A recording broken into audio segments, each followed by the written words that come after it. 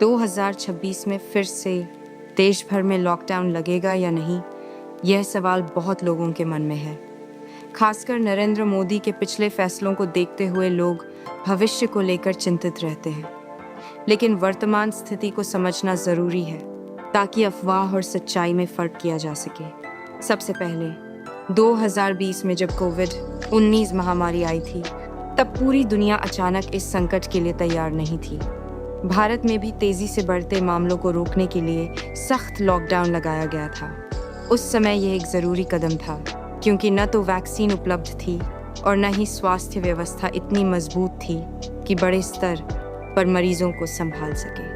लेकिन 2026 की स्थिति 2020 जैसी नहीं है।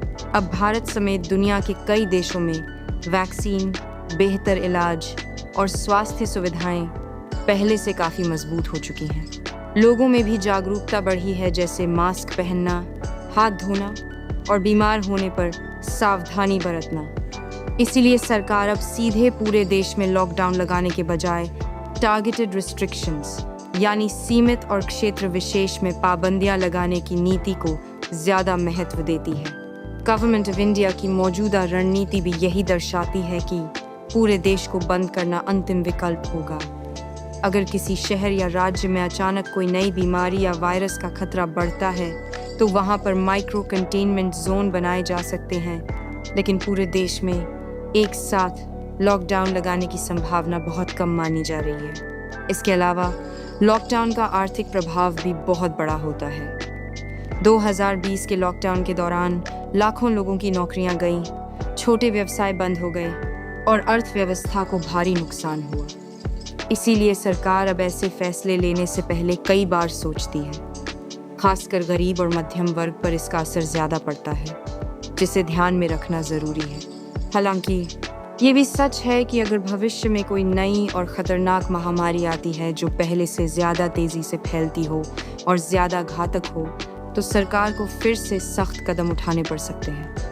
लेकिन ऐसी स्थिति अभी दिखाई नहीं दे रही है। विशेषज्ञों का मानना है कि अब दुनिया महामारी से निपटने के लिए ज्यादा तैयार है।